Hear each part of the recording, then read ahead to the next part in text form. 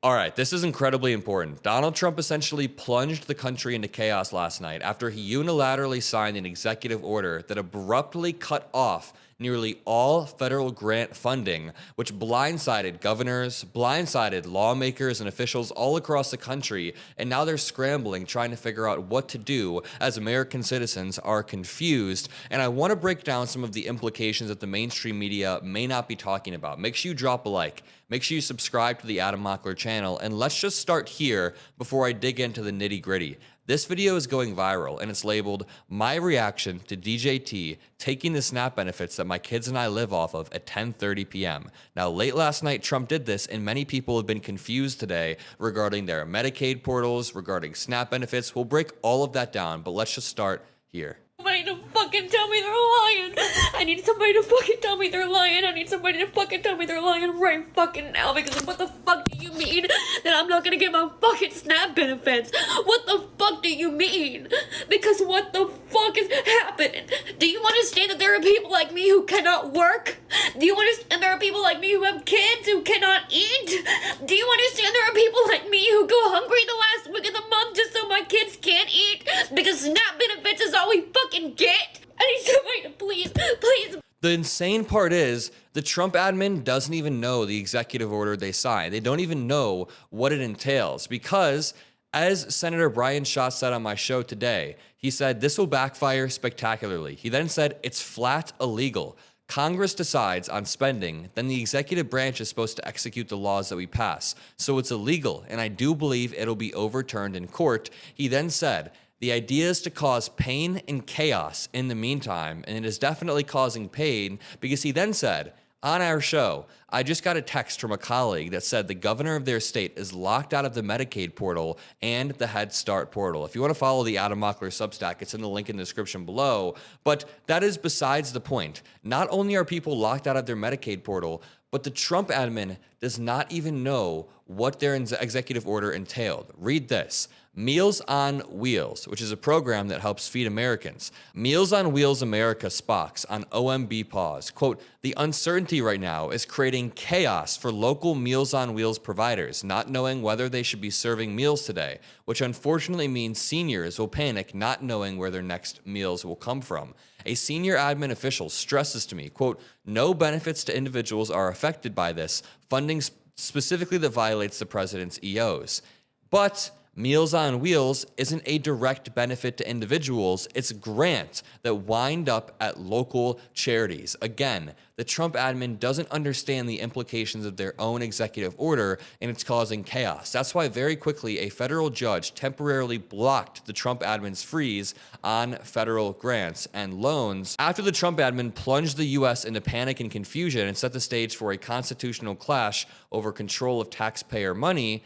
A U.S. District Attorney judge came in minutes before the funding freeze was scheduled to go into effect and blocked it, but Trump knew that was going to happen. The goal is for this to go up in higher and higher courts until it gets challenged at the Supreme Court, creating an official constitutional crisis. And his end goal is to have total unilateral control of taxpayer funds. But let's go back to Meals on Wheels. Somebody then said, this is the chaos caused by people who have no real clue about the way the federal government operates, deciding to, quote, move fast and break stuff, which is what the Trump admin is saying this entire time. So again, they are moving quickly, they are breaking stuff, but they have no real clue about the way the federal government operates, and that's showing. The people who wrote the executive order thinks Meals on Wheels isn't impacted because they don't understand the impact of the words that they wrote. And you know, the top comment says, it's almost as if governing is hard. And the thing is, I've said over and over on the show, Trump is good at selling himself or selling ideas to certain Americans. We can't deny that. He sells these grandiose ideas and way under-delivers, whether it's ending the wars on day one, mass deportations. He's good at that. But he's bad at the actual governing part, and that's the part that matters, and that's what we're seeing every single day. So this says, this is the problem. I've been calling budget experts asking what programs this funding pause language applies to. What is this language written for? Is it all discretionary? Is it Medicaid?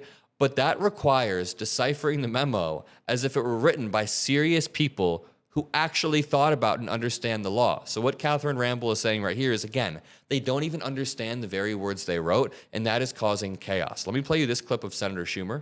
Last night, President Trump plunged the country into chaos. Without a shred of warning, the Trump administration announced a halt to virtually all federal funds across the country. In an instant, Donald Trump has shut off billions, perhaps trillions of dollars that directly support states, cities, towns, schools, hospitals, small businesses, and most of all, American families. This is a dagger at the heart of the average American family in red states, in blue states, in cities, in suburbs, in rural areas. It is just outrageous. Funds for things like disaster assistance, local law enforcement, rural hospitals, aid to the elderly, food for people in need, all are on the chopping block. All are on the chopping block. Let me play this video of Tim Kaine saying the same thing. Because calls are coming in from around Virginia from child care centers that worry that their funding is being cut off to the center or to parents who need it to help their kids with child care, to universities that are doing medical research, who are, billing the research institutions like the NIH for the research they're doing, unsure whether they will get a reimbursement. I've got a nonprofit in Virginia that specializes in helping low-income people and seniors apply for Medicaid. Some of their staff are funded by a federal grant. They think those staffers will potentially lose their jobs. Veterans yesterday told me they had been unable to access the VA portal for even getting medical appointments at the VA. And I have a brand new VA clinic scheduled to open in Fredericksburg in February. The opening date is still scheduled, but they believe they're under a hiring freeze and can't hire the staff that they need to serve veterans in that population. This is all real-time worries coming. Real-time worries coming in. And again, go check out my interview with Senator Brian Schatz earlier. I'll link it in the description below. Halfway through our interview, he gets a text, and the text literally says, some people can't access their Medicaid portal. And I wrote about it. The senator then gets a text on his phone in the middle of our interview. I just got a text from a colleague, he says, that said the governor of their state is locked out of the Medicaid portal and the Head Start portal. And then a top aide to Illinois Governor J.B. Pritzker comes out about an hour later and says they can't access this portal, only backing up what he says. Brian Schatz then says, the thing is like a full authoritarian move. I think that it will get bounced in federal court within a couple of days. That happened later that day. But in the meantime, we're trying to see whether there are Republicans who think Congress should not be completely eviscerated.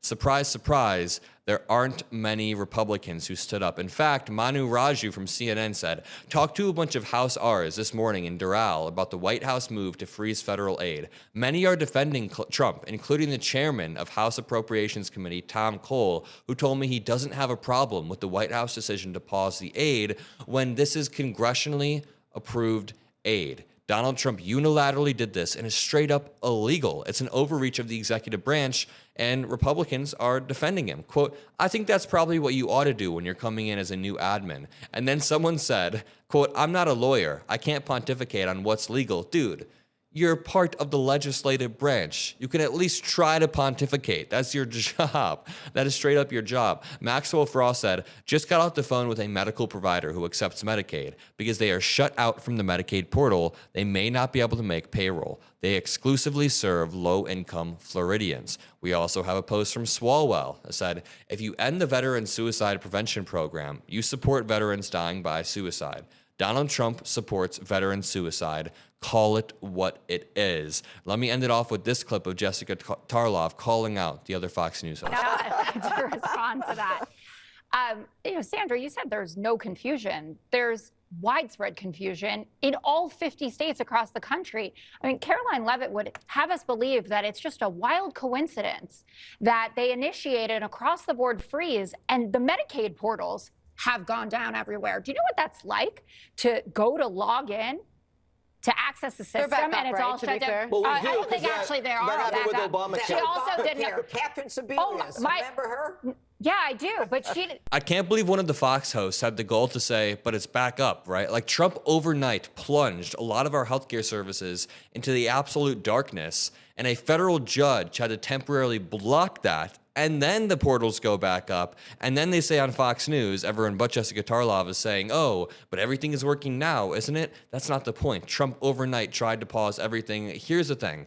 Don't be scared. Don't give in to the Donald Trump lies and fear tactics. A federal judge will pause this. We will be good. I'll continue to relentlessly cover it, and I love every single one of you. Drop a like, subscribe. Have a great rest of your day, and I'll see you in the next video. Peace out.